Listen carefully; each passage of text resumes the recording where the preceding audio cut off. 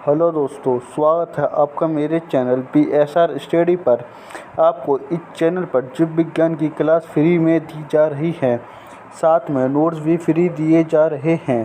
Chapter 4 मानव स्वास्थ्य, पूरा chapter एक ही वीडियो में वन शॉट। अगर आप मेरे चैनल पर नहीं तो मेरे चैनल PSR स्टडी को सब्सक्राइब करना ना भूलें, मेरे वीडियो को लाइक और शेयर करना ना भूलें।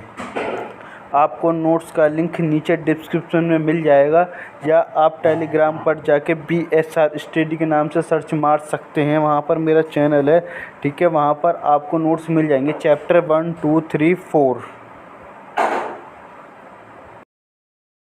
चैप्टर 4 जनन स्वास्थ्य। जनन स्वास्थ्य होता क्या है? ये चैप्टर कौन सा है? ये आपका चैप्टर 4 है, ठीक है। कौन सा चैप्टर है? ये चैप्टर 4 है आपका, चैप्टर 4। और आपके जो सिलेबस था सन 2 मतलब इससे 2021 में, वही सिलेबस आपका 2022 में भी कर दिया गया है, ठीक है ना। इसमें से 5 चैप्टर कम हुए हैं आपके बायोलॉजी से। पहला, 7वां, 9वां, 11वां और भी हैं आगे, वो थोड़ा मुझे ध्यान नहीं है। मैं आपको वही सिलेबस पढ़ाऊँगा, ठीक है ना। अब आता है आपका जनन स्वास्थ्य। जनन स्वास्थ्य होता क्या है? पहली बात ये कितने नंबर का चैप्टर है, ठीक है ना, कितने मार्क का ये चैप्टर है, मार्क्स का। ये लगभग आपका 4 से 5 मार्क्स का चैप्टर है। कितने से? 4 से 5 मार्क्स का ये चैप्टर है, क्योंकि पहले जब चैप्टर 4 थे तो ये यूनिट थी आपकी जनन 14 नंबर की, लेकिन अब इसमें चैप्टर 3 रह गए, तो ये आपको इसलिए 4 से 5 नंबर का है। अब आता है जनन स्वास्थ्य। वही जो चैप्टर का नाम था वही है। सबसे पहले हेडिंग जनन स्वास्थ्य। जनन स्वास्थ्य होता क्या है? जनन का मतलब जो जनन करते हो, मतलब अपने जैसे संतान जो उत्पन्न करता हो, उसे ही हम क्या कहते हैं? उसे ही हम जनन कहते हैं। अब स्वास्थ्य जो स्वास्थ्य भी 3 प्रकार का होता है, ठीक है। कितने प्रकार का होता है? 3 प्रकार का होता है।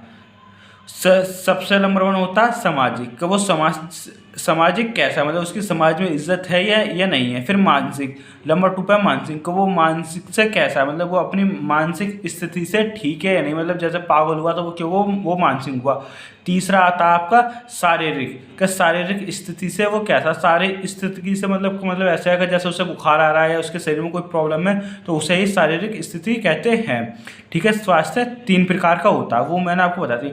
इसे ही हम जनन स्वास्थ्य कहते हैं। ये आपके बॉडी पर निर्भर करता है पूरा, मतलब जो चैप्टर है, इस चैप्टर के अंदर आपको पैराग्राफ कम और थ्योरी ज़्यादा पढ़ा जाएगी, क्योंकि ये चैप्टर आपका थ्योरी बेस्ड ही है, ठीक है ना। ये चैप्टर क्या है? ये आपका थ्योरी बेस्ड चैप्टर है, आपको इसे थ्योरी से ही पढ़कर पूरा कंप्लीट करना पड़ेगा।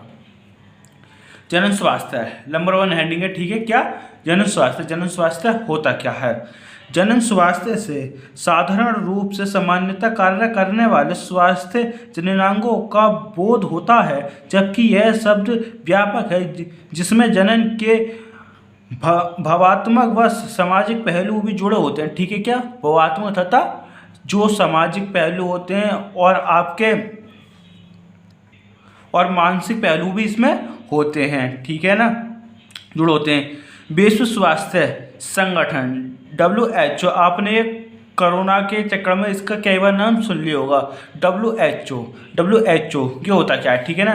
WHO के अनुसार जनन स्वास्थ्य का तात्पर्य जनन से समाप्त स्वास्थ्य पहलू है, जिसमें शारीरिक, भावात्मक, व्यवहारिक तथा सामाजिक भी सम्मिलित हैं का योग्य है। इसे ही हम जनन स्वास्थ्य कहते हैं। मतलब जनन स्वास्थ्य मैंने अभी आपको बताया, जनन मतलब जो अपने समान संतान उत्पन्न करते हो, उसे जनन स्वास्थ्य मतलब स्वास्थ्य कई प्रकार होता है, मानसिक और तुम्हारा सामाजिक और भी कई प्रकार का होता है। अगर आपको इसे पढ़ना हो तो मैं आपको इसे एक पूरी वीडियो डिटेल में बनाकर पढ़ा दूंगा, नीचे कमेंट बॉक्स कर देना, ठीक है। उसके बाद आते हैं इसके कुछ पॉइंट हैं, दो तीन इसके पॉइंट हैं, पहले उन्हें पढ़ते हैं, फिर इसके बारे में और जानेंगे। जनन स्वास्थ्य समस्या स्वास्थ्य के विशेष भाग से अतिरिक्त मानव विकास का केंद्र बिंदु है, ठीक है ना। क्या? ये आपको एक मानव विकास का मानव जो होता है, जो उसका विकास होता है, यही एक मानव का बिंदु है। उसके बाद यह बाल्यावस्था में स्वास्थ्य, किशोरावस्था व वयस्कों की विशिष्टता तथा प्रजनन आयु के बाद स्त्री व पुरुषों की स्वास्थ्य अवस्था को उन्नत करते हैं, और उंगली पीढ़ी के स्वास्थ्य भी प्रभावित करता है। इसका कहने मतलब ये है, जो आपके आयु होती है, जैसे जो स्त्रियों की आयु होती है वो 12 से 14 वर्ष की आयु में उसमें क्या होते हैं, उसमें चेंजिंग होने लगते हैं। ऐसे पुरुष की आयु में 14 से 16 वर्ष की आयु में क्या होते हैं, उनमें चेंजिंग होने लगती है, मतलब उनमें चेंजिंग उनके हार्मोन्स ही बदलने लगते हैं। जैसे जो स्त्री होती हैं 12 से 14 वर्ष की आयु में उनके अंदर ऐसे बदलाव होते हैं कि वो मतलब जनन करने के योग्य हो जाती हैं, ठीक है। ऐसे ही पुरुष होता है, पुरुष के 14 से 16 वर्ष की आयु में ये चीज़ उसके अंदर होती है। अब आता है जनन स्वास्थ्य की समस्याएं। जनन स्वास्थ्य की समस्या कौन कौन सी हैं और कैसी हैं, और सबसे मेन चीज़ यही है क्योंकि हमारे देश में जो सबसे बड़ी प्रॉब्लम होती है वो यहीं आकर अटकती है, जनन स्वास्थ्य समस्या है। क्योंकि यहाँ पर ये मतलब इन बारों में कोई भी इंसान मतलब खुल के बात करना नहीं चाहता, लेकिन विदेशों में देखते हुए यहाँ पर बिल्कुल खुल के बात की जाती है जनन के बारे में, ठीक है ना। सेक्स के बारे में वहाँ खुल के बात की जाती है, जिससे किसी को कोई रोग ना हो जाए, कोई दिक्कत ना हो जाए। अब आता है आपका नंबर 1, यौन शिक्षा का अभाव। अब आपने देखा होगा, अगर हम कॉलेजों में पढ़ने जाएं, हमने फर्स्ट ईयर 12th या उससे पहले जो बच्चे होते हैं उन्हें जनन के बारे में कोई भी चीज़ बुकों में पढ़ाई नहीं जाती और नई टीचरों द्वारा कोई चीज़ पढ़ाई जाती है। तो मतलब ये चीज़ यौन शिक्षा में भी जब हम पढ़ रहे हैं तो ये चीज़ हमें पहले ही बताई जाए, जिससे हम कोई किसी गलत काम में ना जाएं। ये यौन शिक्षा का अभाव मतलब शिक्षा में भी यौन का अभाव होना चाहिए, मतलब सेक्स कैसे होता है, कितनी उम्र में क्या क्या चीज़ जो बच्चा समझ सके। उसके बाद है आपका दूसरा, जननांगों की सुरक्षा पर ध्यान न देना। मतलब जो जननांग होते हैं, मतलब जो मर्द या पुरुष या महिला होती हैं, उन पर बिल्कुल भी ध्यान नहीं दिया जाता इन चीज़ों को देखते हुए कि मतलब वो स्वास्थ्य हैं या नहीं है, इस चीज़ के योग्य हैं या नहीं है। बस हमारे देश में क्या होता है, देखा मतलब कम उम्र में लड़की की शादी कर दी और वो बहुत सारी बीमारियों से पीड़ित हो जाते हैं। उसके बाद है तीसरा, जागरूकता का अभाव। हमारे देश में जागरूकता तो बिल्कुल भी नहीं फैलाई जाती, ठीक है। क्या होता है, मतलब बिल्कुल भी लोगों को इसके बारे में समझाया नहीं जाता, सेक्स के बारे में कि ये चीज़ कौन सी और कैसे होती है, ठीक है ना। हमारे देश में जागरूकता तो बिल्कुल ना के बराबर होती है। उसके बाद आपका चौथा, युवारंभ से पूर्व विवाह। मतलब लड़की या लड़के की उम्र नहीं हो पाते और उससे पहले ही क्या करते हैं, उससे पहले ये विवाह कर देते हैं। इसे ही हम अवस्था से पूर्व विवाह कहते हैं। नंबर 5 में आया आपका प्रसव संबंधित जानकारी न होना। मतलब उसे पर्सनली कोई गाइड नहीं करता है इस बारे में, क्या होता है इस बारे में कोई भी पर्सनली गाइड नहीं करता। नंबर 6 आपका पर्याप्त पोषण का न होना, मतलब उन्हें पूरी तरीके से पोषण न मिलना। 7 में आपका कम उम्र में संतान का बार उत्पन्न होना, मतलब जल्दी बच्चे पैदा करने, और इसके कारण भी क्या होती है, बहुत जनन स्वास्थ्य में बहुत सारी समस्याएं हो जाती हैं शरीर के अंदर। 8 में मानव में धर्म परंपरा का बंधन होना। मतलब हमारे देश में ये मतलब सेक्स करने से पहले मतलब उनका धर्म एक होना चाहिए, घर वाले राजी होने चाहिए, तब ये चीज़ मान्यता होती है। उसके बाद आपका परिवार नियोजन की विधियों का ज्ञान न होने पर जनसंख्या बढ़ना। मतलब आपने देखा होगा पुरुषों या महिलाओं को वो बच्चे करने से मतलब होता है किसी पे 4 है, किसी पे 10 है, किसी पे 15। आप पहले मतलब ज़माने में जाओगे 1960 के आसपास, तो किसी पे 15 बच्चे हैं, 18 बच्चे हैं। तो वहाँ पर क्या होता है, इन चीज़ों के बारे में नॉलेज ना मिलना। और जनसंख्या बढ़ने से हमारे देश को भी काफ़ी नुकसान होता है। उसके बाद है आपका जनसंख्या से संबंधित कार्यनीतियाँ क्या होती हैं, ठीक है। नंबर 1951 में भारत सरकार द्वारा परिवार नियोजन नामक राष्ट्रीय योजना चलाई गई, ठीक है। क्या इसमें एक योजना चलाई गई थी। इस योजना के संबंध में आपको जनन स्वास्थ्य के बारे में बतेरी चीज़ बताई जाती थी, मतलब कौन सी चीज़ कैसे करनी चाहिए। उसके बाद आता है सेकंड पॉइंट आपका। सेकंड पॉइंट में भारतवर्ष में जनन स्वास्थ्य हेतु एक व्यापक कार्यक्रम की शुरुआत सन 1997 में हुई, जिसमें जनन एवं शिशु स्वास्थ्य सेवा कार्यक्रम, जिसे RCH के नाम से जाना जाता है। फिर आपको एक और नेक्स्ट पॉइंट है इसमें, जनन स्वास्थ्य पाने के लिए भारतवर्ष में अनेक कार्यक्रम सुचारू रूप से संचालित होते हैं, जैसे गर्भवता प्रसव में सुविधा, योनि संचित रोग का निदान, गर्भ निरोधक उपयोग, बांझपन आदि समस्या हेतु चिकित्सा सहायता सरकार द्वारा दी जा रही है। मतलब अब क्या हो रही है, पहले सरकार द्वारा ये कोई भी सहायता मतलब मनुष्य को ना तो इसके बारे में कोई भी चीज़ बताई जाती थी और ना ही बिल्कुल भी कर्जा चेकअप फैकअप होते हैं ये भी चीज़ कोई भी नहीं थी। मतलब जो होता वो इंसान अपना आप ही करता था स्वास्थ्य। मतलब अब क्या होता है, अब सरकार के द्वारा बतेरी सुविधाएं दी जाती हैं।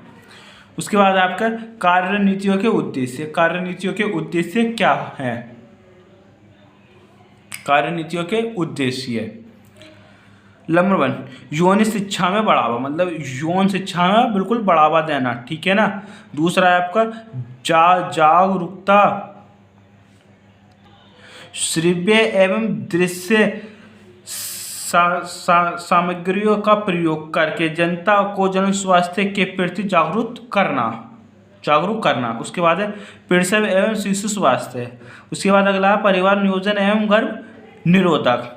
छोटा परिवार सुखी परिवार, जितना छोटा परिवार होगा उतना ही सुखी परिवार होगा। अब मादा भ्रूण हत्या का रोकथाम। पहले क्या होता था, मादा हत्या भी बहुत की जाती थी। पहले चेकअप दोबारा चेक करा लिया, मादा है या पुरुष है, अगर पुरुष है तो ठीक है, अगर मादा है तो उसकी भी भ्रूण के मतलब जो भ्रूण है उसकी हत्या कर देते थे। लेकिन अब ये इंडिया में बैन हो चुका है। आज के पार्ट में इतना ही। अब इससे नेक्स्ट पार्ट में हम दूसरी चीज़ और जानेंगे। अगर आप मेरे चैनल पर नहीं तो मेरे चैनल PSR स्टडी को सब्सक्राइब करना ना भूलें, मेरी वीडियो को लाइक और शेयर करना ना भूलें। अगर आपको नोट्स चाहिए तो आपको नोट्स के लिए टेलीग्राम पर PSR स्टडी के नाम से मतलब जो चैनल है आपको वहाँ पर जाना है। जो मेरे चैनल का नाम है इसके यूट्यूब चैनल का, वैसे ही एक टेलीग्राम ऐप है। टेलीग्राम ऐप को सर्च मारना है PSR स्टडी और वहाँ पर जाके आपको मतलब चैप्टर 1 के नोट्स तो वहाँ डले हुए हैं। चैप्टर 2 के भी कुछ टाइम में अपलोड हो चुके हैं, लेकिन चैप्टर 3 के भी उसमें अपलोड हो ही जाएंगे। लेकिन चैप्टर 4 अभी चल रहा है, इसलिए इस चैप्टर 4 के भी अपलोड नहीं हो सकते। जैसे ये कंप्लीट होगा चैप्टर 4 के भी नोट्स आपके मतलब टेलीग्राम चैनल पर डाल दिए जाएंगे। यौन संचरित रोग, ठीक है, क्या है आपका यौन संचरित रोग। यौन संचरित रोग कैसे होते हैं? वे रोग जो संभोग के समय यौनी संबंधों से एक व्यक्ति से दूसरे व्यक्ति में संचरित होते हैं, उन्हें संचरित रोग कहते हैं। संचरित रोग का मतलब कहने मतलब है जब सेक्स होता है तो सेक्स के द्वारा जो रोग एक दूसरे में ट्रांसफर होते हैं उन्हें यौन संचरित रोग कहलाते हैं। और ये बच्चों में भी बहुत ज़्यादा देखने को मिलते हैं। लैंगिक जनन से, संसर्ग से या प्रजनन मार्ग में संक्रमित रोग कहते हैं।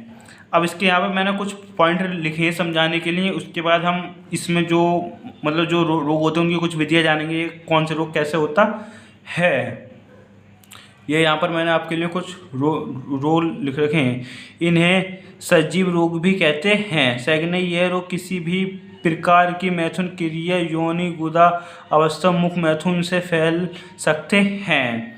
इस रोग की फैलने की संभावना एक से अधिक व्यक्ति के साथ योग संबंध बनाने से अधिक हो जाती है। मतलब अगर आप जो सेक्स करते हैं एक व्यक्ति से ज़्यादा, अगर किसी और ज़्यादा व्यक्ति के साथ अगर सेक्स करेंगे तो इस बीमारी के फैलने के बथेरे चांस बढ़ जाते हैं।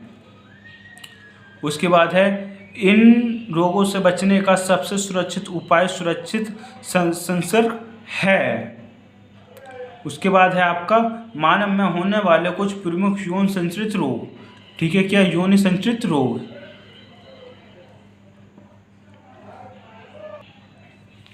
मानव में होने वाले कुछ प्रमुख यौन संचरित रोग। सबसे पहला आपका उपदंश होता क्या है? यह रोग टेरपोनिया पैलिडियम नामक जीवाणु से होता है, ठीक है। किससे होता है? टेरपोनिया पैलिडियम नामक जीवाणु से होता है। इसके लक्षण कौन कौन से होते हैं?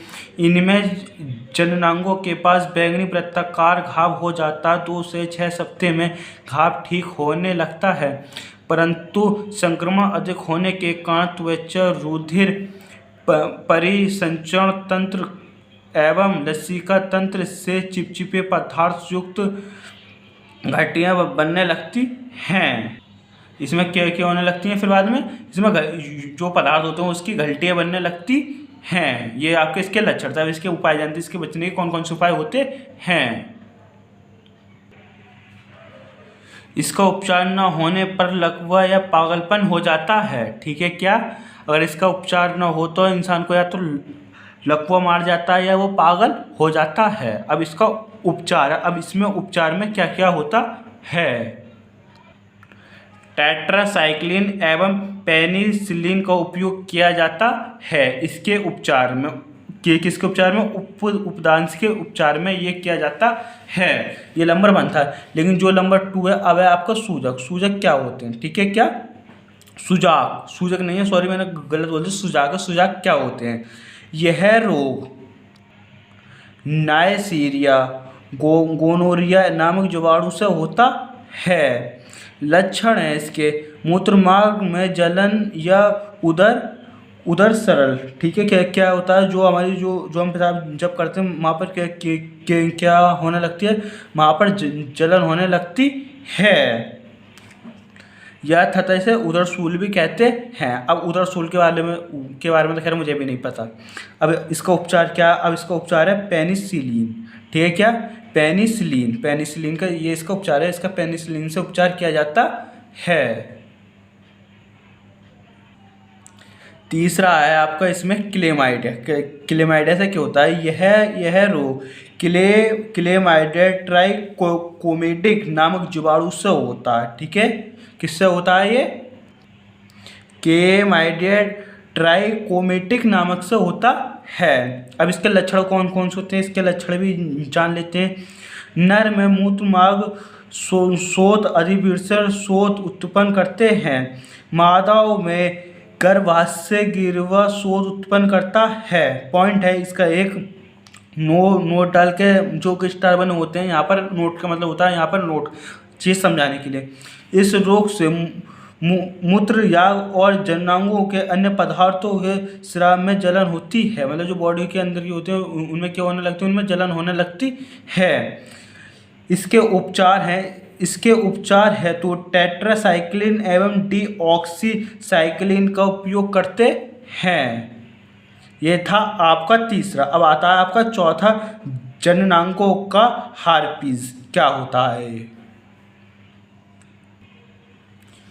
यह एक विषाणु जनित रोग है। इसका कारक हार्पिस सिम्प्लेक्स विषाणु से होता है।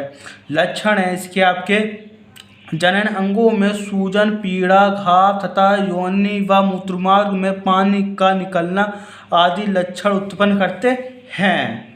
ठीक है ना? मूत्रमार्ग से पानी निकलना। अब इसके उपचार हैं। अब इसके उपचार देखते हैं। इसके उपचार कौन कौन से हैं? एसाइक्लोवर नामक दवा का उपयोग करते हैं। जनन अंगों का मस्सा क्या होता है इसमें? यह एक विषाणु जनित रोग है जो ह्यूमन पैपिलोमा वायरस से होता है, जिसे हम HPV कहते हैं। लक्षण है इसका संक्रमण होने पर स्त्रियों की योनि व गिरवा पर मस्से निकल आते हैं जो धीरे धीरे कैंसर में बदल जाते हैं। ठीक है, क्या हो जाते हैं? ये कैंसर में धीरे धीरे ये क्या होने लगते हैं? कैंसर में बदलने लगते हैं। इसका है उपचार लेजर सर्जरी या अल्फा इंटरफेरोन नामक दवा द्वारा किया जाता है। या तो इसकी सर्जरी हो सकती है या इसकी जो दवा होती है वो होती है अल्फा इंटरफेरोन। ठीक है, उसके बाद है आपका छठा है इसमें, ये आपके 8 हैं टोटल। ठीक है ना? कितने? 8। कभी आप ये सोचो बतना कितने कितने नहीं, ये आपको टोटल 8 हैं। आप इस 8 के बारे में डिटेल पढ़ेंगे। अब पढ़ेंगे हम छठा कौन सा और कैसे होता है। छठा है आपका इसमें ट्राइकोमोनास। क्या होती है? यह ट्राइकोमोनास बेंजाइनिस नामक प्रोटोजोआ द्वारा होता है। लक्षण है आपका इसमें नर के मूत्रमार्ग एवं मादा के योनिमार्ग से संक्रमण का फलस्वरूप जलन के साथ सफ़ेद पानी निकलता है। जबकि जलन होती है तब। इसका उपचार है आपका ओरियोमाइसिन या टेरामाइसिन का उपयोग किया जाता है। उसके बाद है आपकी इसमें सातवां है इसमें आपका उपार्जित प्रति संलक्षण क्या होते हैं? यह रोग टेट्रोवायरस श्रेणी के मानव प्रतिरक्षा अपूर्णता वायरस HIV नामक जीवाणु से होता है। लक्षण है इसका प्रतिरक्षा क्षमता में कमी। ठीक है, क्या होती है इसकी प्रतिरक्षा क्षमता में क्या होने लगती है? कमी होने लगती है। उपचार है इसका, यह रोग से बचाव भी उपयुक्त उपाय हैं, जैसे भारतीय औषधि अनुसंधान परिषद के राष्ट्रीय एड्स संस्थान पूर्व स्थान TGCC09 आदि जैसी वैक्सीन का निर्माण किया गया है। यकृत शोथ क्या होते हैं? नंबर 8 है, यह विषाणु संक्रमित रोग है जिसका यकृत में सूजन आ जाती है। लक्षण है इसका भूख की कमी। उपचार है इसमें हेपेटाइटिस बी के लिए HPV टीके का उपयोग किया जाता है। अब उसके बाद है आपका इसमें योनि संचरित रोगों से बचाव की रोकथाम। नंबर 1 है इसमें अनजान एवं अनेक व्यक्तियों से यौन संबंध नहीं बनाने चाहिए। मतलब ज़्यादा नहीं जानना पहचान क्या क्या होता है, आजकल लोग क्या हो जाते हैं, उनसे सेक्स करने लगते हैं, यह यौन संबंध बना लेते हैं। उसके बाद है आपका इसमें सेकंड है, यौन संबंध बनाते समय अवरोधक का प्रयोग करते हैं। अवरोधक या कोंडम का प्रयोग करते हैं।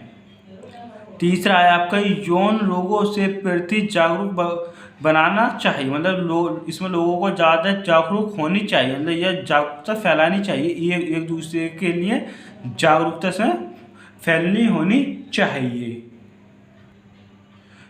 निजर्मीकृत सृजन का उपयोग करना चाहिए। नंबर 5वां इसमें जननांगों की सफाई व विशेष ध्यान देना चाहिए। लास्ट है इसमें आपका कोई भी जननांग संबंधी समस्या होने पर कुशल यौन चिकित्सा की सलाह लेनी चाहिए, या अपने आसपास के डॉक्टर को, जो भी जिस डॉक्टर को आप दिखाती है उस डॉक्टर को क्या दिखा देना चाहिए। ये आपके में यौन संबंधित रोग पूरे हो चुके हैं। ठीक है, अगले में पढ़ेंगे हम परिवार नियोजन। परिवार नियोजन की विधियाँ, ये इनकी आवश्यकता कौन से कैसे होती है। अगर आप मेरे चैनल पर नहीं तो मेरे चैनल PSR स्टूडियो को सब्सक्राइब करना ना भूलें, मेरे वीडियो को लाइक और शेयर करना ना भूलें। मिलते हैं आपसे नेक्स्ट वीडियो में। परिवार नियोजन होता क्या? मैंने आपको यौन संबंधित रोग के बारे में पढ़ा था, अब हम इसमें पूरे डिटेल में जानेंगे। परिवार नियोजन कैसे होता है। परिवार नियोजन पुरुषों में सामाजिक प्राणी है जो मानव समाज में स्त्री पुरुष साथ साथ पारिवारिक जीवन व्यतीत करते हैं और संतानों उत्पत्ति करते हैं। इस प्रकार परिवार मानव जाति में जनसंख्या की कई नई इकाई होती हैं। अतः जनसंख्या परिवारों की जनसंख्या और परिवार के सदस्यों की संख्या पर निर्भर करती है। स्पष्ट है कि परिवारों में संतान उत्पत्ति की दर को नियंत्रित तथा कम करने से ही मानव जनसंख्या में वृद्धि दर कम हो सकती है। नेक्स्ट पॉइंट है इसका, आप इसमें नोट करके लिखना। जनसंख्या वृद्धि को कम करने के लिए नियोजन अंग जैसे संतान उत्पत्ति की दर को कम करने की परिवार नियोजन कहा जाता है। अब ये कैसे कम होंगे? जैसे अगर आप देखेंगे तो मतलब जो परिवार जो जागरूक होते हुए जा रहे हैं वो क्या होते हैं, वो बच्चे कम से कम करते हैं, जिनसे उनका लालन पालन मतलब उनका पोषण बड़े अच्छे प्यार से होता। तो इसलिए इसे हम परिवार नियोजन कहते हैं। अब परिवार नियोजन भी दो या तीन प्रकार के होते हैं। ठीक है, क्या परिवार नियोजन भी 2 या 3 प्रकार के होते हैं। परिवार नियोजन की आवश्यकता कैसे होती है? पहला है इसमें छोटा परिवार सुखी परिवार। ठीक है, क्या पहला है आपका छोटा परिवार सुखी परिवार।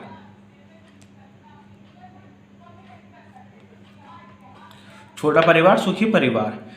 प्रत्येक परिवार में माता पिता को अपने बच्चों का पालन पोषण करना होता है, अर्थात बच्चों के लिए उच्च भोजन, आवास, तो अवस्था, शिक्षा आदि की व्यवस्था करनी होती है। वस्त्रों, ठीक है ना, क्या वस्त्र, स्वास्थ्य आदि की शिक्षा करनी होती है तथा अपनी आय स्वास्थ्य समय आदि के अनुसार माता पिता एक निश्चित सीमा में ही यह स्वास्थ्य कर पाते हैं। मतलब जितनी माँ बाप की इनकम होगी वो इनकम को देखते हुए, मतलब जितनी उनकी कमाई होगी उस चीज़ को देखते हुए वो इस चीज़ को कर पाते हैं। व्यवस्था क्या होती है वो उन्हीं चीज़ की व्यवस्था कर पाते हैं। यदि परिवार बड़ा है तो बच्चों का लालन पालन या पोषण की कम सुविधाएं प्राप्त होंगी। ठीक है, अगर परिवार बड़ा होता है तो उसमें क्योंकि बच्चों के जो खाने पीने का, रहने सहने, कपड़े पहनने का ढंग होता है वो कम से कम मिलेगा। लेकिन तो बच्चों की पालन पोषण की सुविधाएं प्राप्त होती हैं। अगर परिवार अगर छोटा हो तो उसमें क्या होता है, उसमें हर चीज़ मिलने की संभावना रहती है बच्चों को। ठीक है ना, उसका मतलब माँ बाप की देख रेख, लालन पालन, प्यार, मतलब हर चीज़ उसके साथ अच्छी तरीके से होती है। इसके विपरीत परिवार छोटा होता है तो उस प्रत्येक बच्चे का पालन पोषण की सुविधा प्राप्त होती है और प्रत्येक माता पिता भी चिंता मुक्त, सुखी और स्वस्थ रहते हैं। मतलब माता पिता को कोई बतेरी चिंता होती है, बच्चे याद होते हैं कि इनकी पढ़ाई का, खाने का खर्चा, इनकी शादियों का खर्चा, इसलिए इनकी भी दिक्कत ज़्यादा होती है। परिवार छोटा होता है तो वो भी क्या होते हैं, चिंता मुक्त होते हैं। इसलिए कहते हैं छोटा परिवार सुखी परिवार। पालन पोषण पर व्यक्ति का प्रभाव कैसा होता है?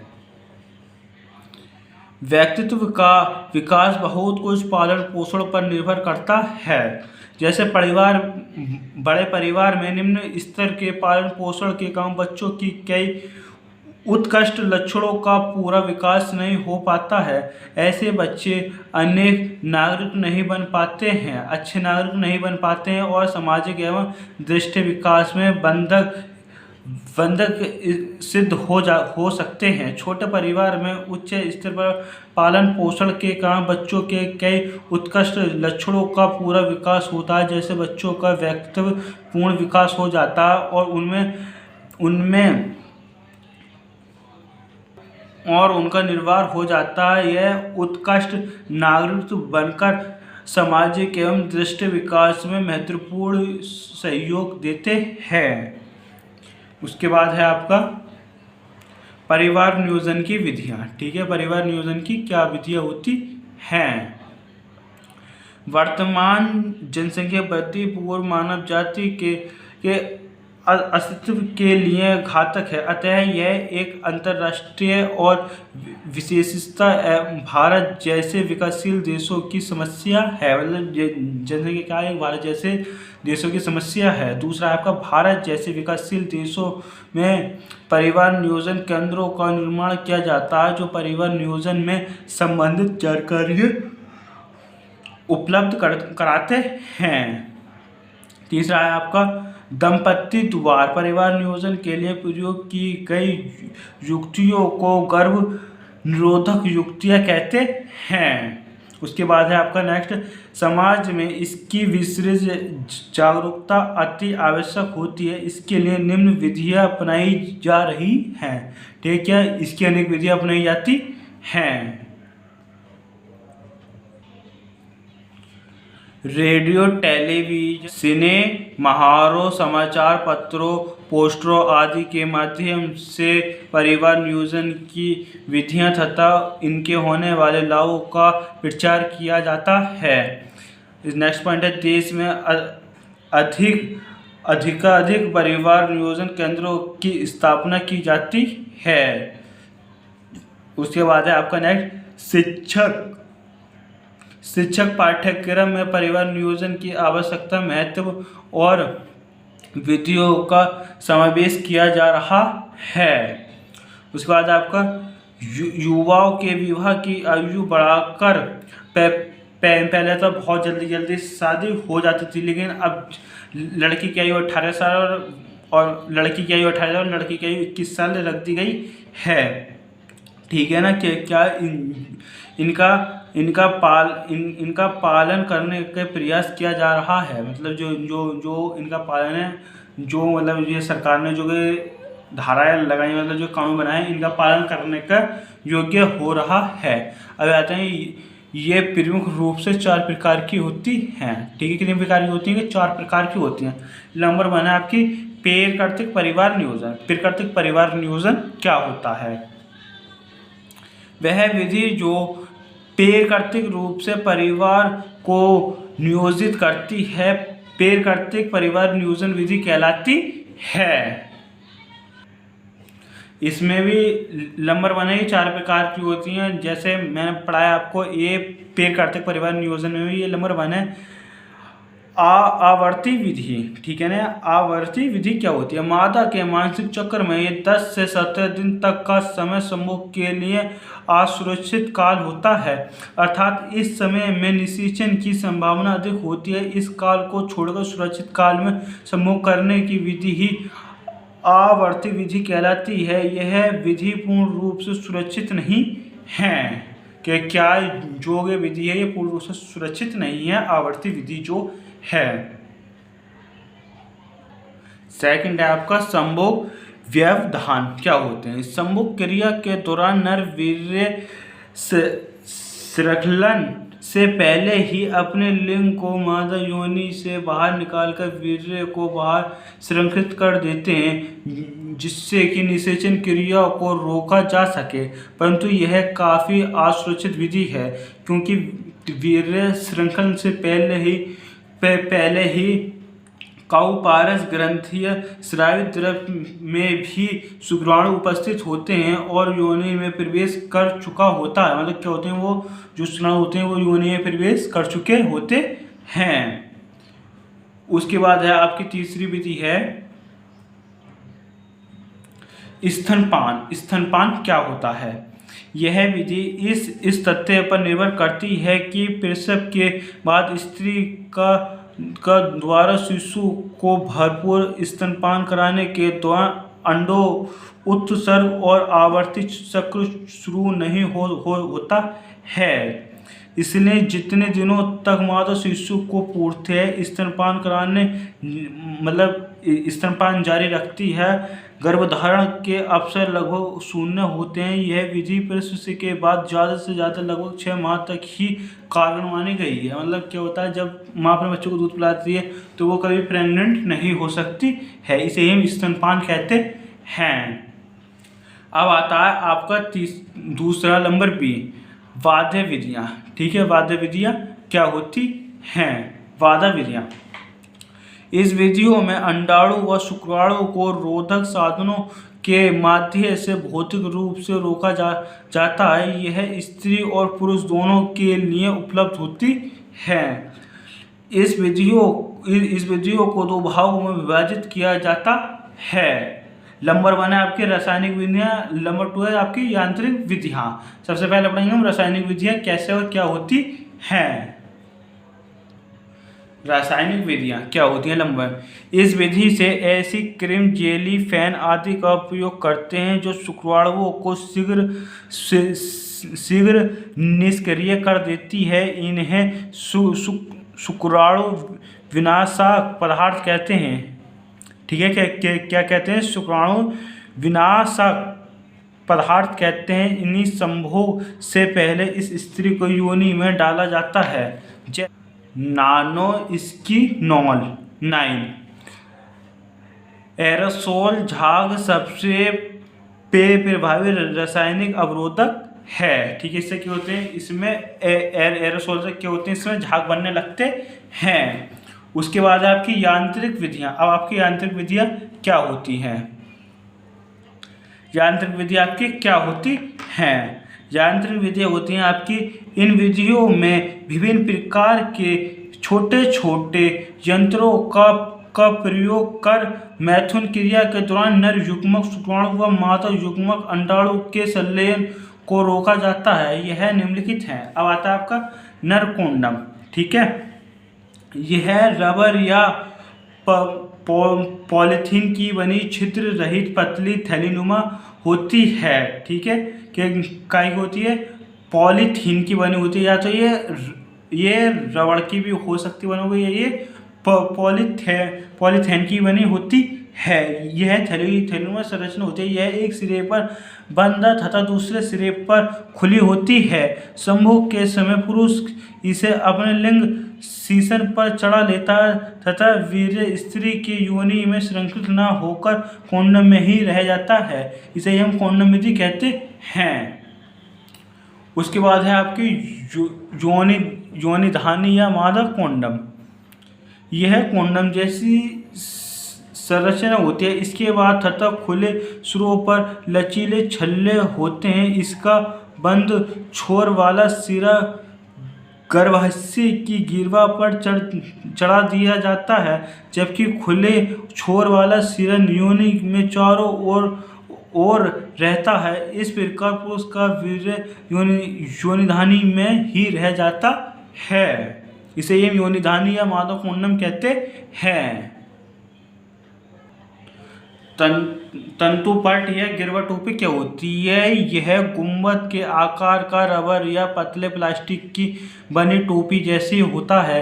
इसे गर्भाशय गुहा के मार्ग को बंद करने के आवश्यक की गिरवा पर चढ़ा देते हैं। उसके बाद है आपका अंत है गर्भाशय यंत्र क्या होता है? यह प्लास्टिक तावे व स्टील का बना छोटा सा कुंडल नुमा यंत्र होता है को रोकने के लिए स्त्री की गर्भाशय गुहा में चिकित्सक द्वारा फिट कर दिया जाता है। कुछ स्त्रियां इस विधि का उपयोग नहीं कर पाती क्योंकि उनमें आईओडी पीड़ादायक होता है जो रुधिर स्रावित होने लगता है, जैसे कोपट्टी। नोट: बांधे विधि न केवल सुरक्षित व प्रभावी है वरना इसमें विभिन्न यौन संचित रोग जैसे एसटीडी से भी बचाव होता है। अब आता है हमारा सी, हार्मोन्स विधियाँ। हार्मोन्स विधियाँ क्या होती है? हार्मोन्स विधियाँ नंबर सी। इससे पहले पार्ट में मैं आपको परिवार नियोजन की विधियाँ 2 पढ़ा चुका हूँ। ये कितनी विधि होती है कि 4 विधियाँ होती हैं, जिसमें से मैं आपको 2 विधियाँ पहले पढ़ा चुका हूँ। अब तीसरी विधि है नंबर सी, हार्मोनल विधि। हार्मोनल विधि क्या होती है? यह गर्भ निरोध की अति सरल विधि है। इस विधि का उपयोग 2 प्रकार से किया जाता है। नंबर 1, मुख्य गोली। मुख्य गोली क्या होती है? इसमें ऐसे हार्मोन्स की गोलियां खाई जाती हैं जो शुक्राणु तथा गर्भ निर्धारण में हस्तक्षेप करते हैं। स्त्रियों के लिए ऐसी गोलियों में प्रोजेस्टेरोन की अधिक तथा एस्ट्रोजन की कुल मात्रा होती है। इन हार्मोन्स का स्राव बहुत घट जाता है जो अंडाशय को सक्रिय करते हैं। जो अंडाशय होते हैं कि क्या करते हैं? उन्हें सक्रिय करते हैं, मतलब काम करने के लिए प्रेरित करते हैं। जैसे में है आपके जैसे माला डी। ये क्या होती है? यह गोलियां आवर्त चक्र में प्रथम दिन से 21 दिन तक नियमित रूप से ली जाती हैं। जो आवर्त चक्र के अंतिम 7 दिनों में गोलियों को छोड़ दिया जाता है ताकि श्रुति स्राव प्रारंभ हो सके। सहेली: यह एक गैर स्टेरॉयडल सामग्री है जिसे हफ्ते में 1 बार लिया जाता है तथा इसके दुष्प्रभाव कम हैं। सहेली गोली को भारतीय विज्ञानियों द्वारा केंद्रित औषधीय संस्थान लखनऊ उत्तर प्रदेश में तैयार किया गया है। अंतरोपण क्या होता है? आजकल प्रोजेस्टेरोन जैसे एक पदार्थ डिपो प्रवेश के इंजेक्शन भी दिए जाते हैं। एक इंजेक्शन 3 माह तक प्रभावी रहता है। कहाँ तक? 3 महीने तक ये क्या होता है? ये प्रभावी रहता है। इस प्रकार प्रोजेस्टेरोन की महीना नोरोप्लेट को सक्रिय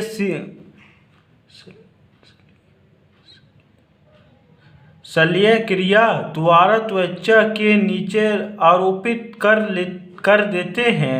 यह संपूर्ण 5 वर्ष तक गर्भ निरोध का काम करते हैं। पुरुषों के लिए अभी तक किसी संतोषजनक गर्भ निरोधक गोली का आविष्कार नहीं हो पाया है। इस पर कई देशों में शोध कार्य चल रहा है। यह 3 प्रकार की विधियां होती हैं, जैसे पेड़ कर्तक विधि, बांधा विधि या हार्मोन्स विधियां स्थायी विधियां हैं। बांध्यकरण या नसबंदी होती क्या है? ये नंबर डी है, ठीक है। इसके चौथा प्रकार है ये। इस विधि में जनन वाहिनियों को किसी स्थान पर काटकर या बांधकर जननों से निकलने वाले युग्मक के मार्ग को अवरोध कर देते हैं, मतलब उन्हें काटकर बांध दिया जाता है जिससे जो शुक्राणु होते हैं वो बाहर ना आ सकें, ठीक है। उसे ही हम नसबंदी कहते हैं। यह जनन क्षमता को स्थायी रूप से अवरुद्ध करने की सर्वाधिक सफल विधियां हैं। यह विधियां निम्नवत हैं। नंबर 1 है महिला का ऑपरेशन या महिला नसबंदी क्या होती है?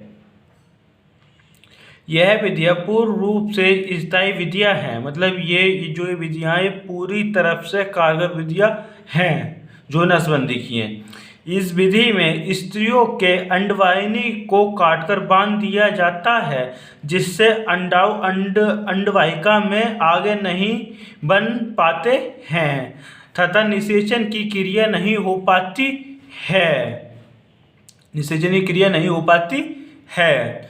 फिर आगे आपका नोट करके डाल लेना, यह कार्य संतान उत्पत्ति के समय ही कराई जा सकती है क्योंकि अंडवाहिनी को काटने के लिए उदर की शल्य क्रिया करनी पड़ती है।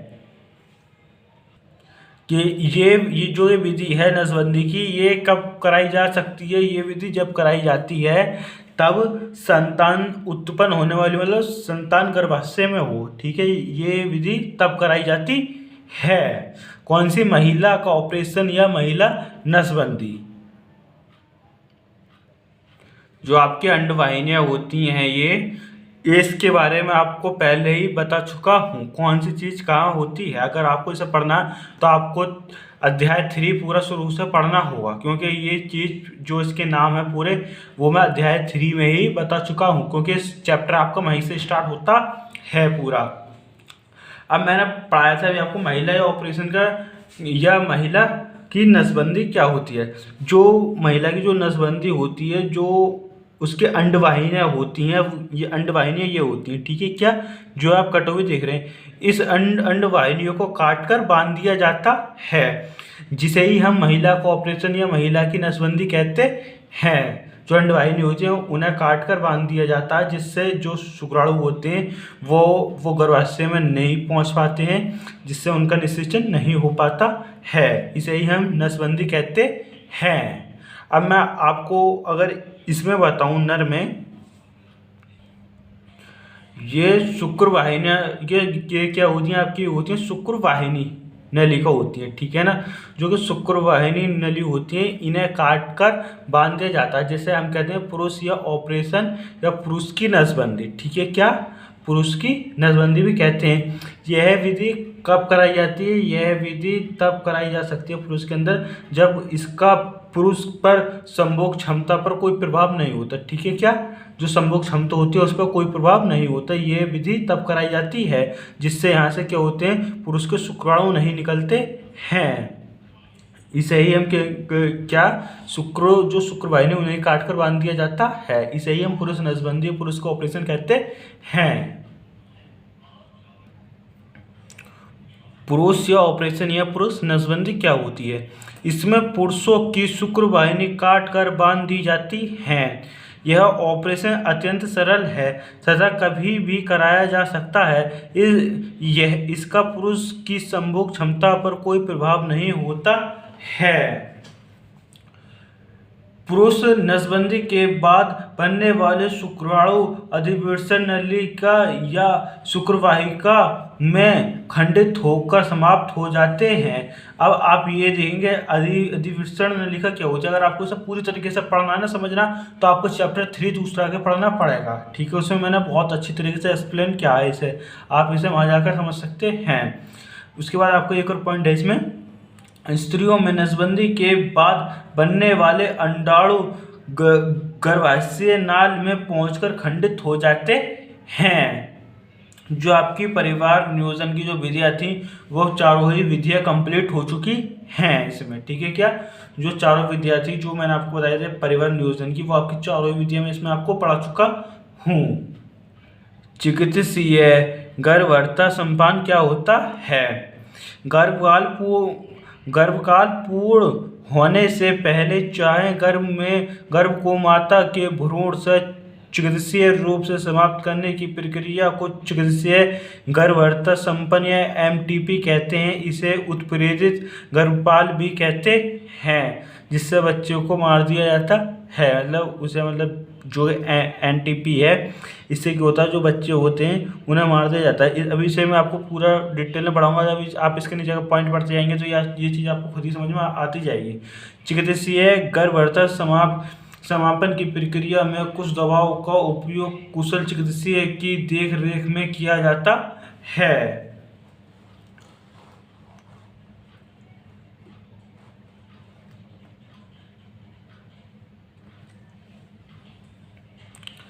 संपूर्ण विश्व में प्रतिवर्ष 4 से 5 करोड़ भ्रूण का चिकित्सीय गर्भवरता स्तनपान किया जाता है, अर्थात जनसंख्या के नियंत्रण के लिए एमटीपी महत्वपूर्ण योगदान करता है।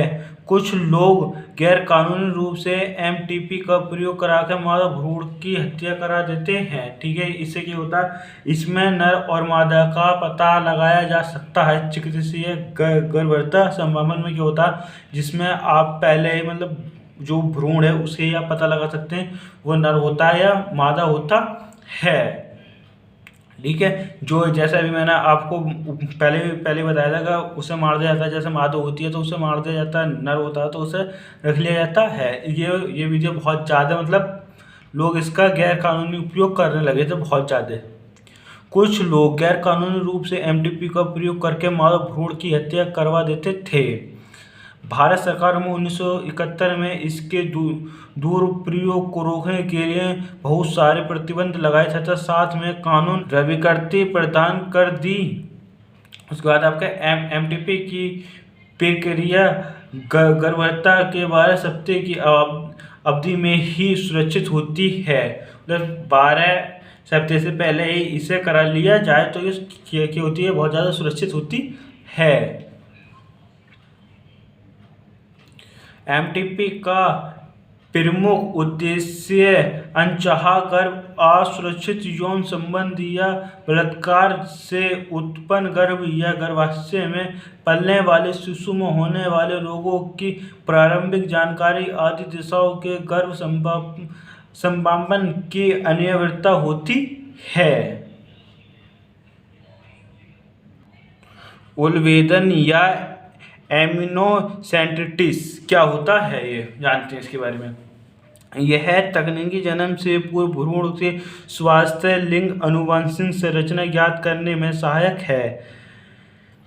परिवर्तित भ्रूण मादा के गर्भाशय में एमिनो-ओसिक दवा से डूबा रहता है। इस द्रव की कुछ मात्रा भ्रूण को बिना क्षति पहुंचाए सुई की सहायता से नमूने के तौर पर निकाल लिया जाता है, ठीक है ना। जो निकालने के बाद द्रव में उपस्थित कोशिकाओं पश्चात कोशिकाओं के अंडाणुओं का निरीक्षण करके उसमें उपस्थित रोगों का अध्ययन किया जाता है। यह प्रक्रिया निम्न 6 चरणों में संपन्न होती है। नंबर 1, लगभग 10 से 20 ml एमिनो ओसिटिक द्रव मादा के गर्भ में भ्रूण से सुई के माध्यम से सुरक्षित रूप से निकाल लिया जाता है। नंबर 2 है, इसके बाद दूसरे चरण में एमिनो ओटिक द्रव का अपकेंद्र किया जाता है। तीसरे चरण में एमिनोओटिक द्रव्य में उपस्थित कोशिकाओं में लिंग परीक्षण के लिए ये जांचा जाता है। चौथे चरण में कोशिकाओं में शुद्ध डीएनए का विश्लेषण किया जाता है। कुछ कोशिकाओं में प्रयोगशाला में 1 या 2 सप्ताह तक संबंधित किया जाता है।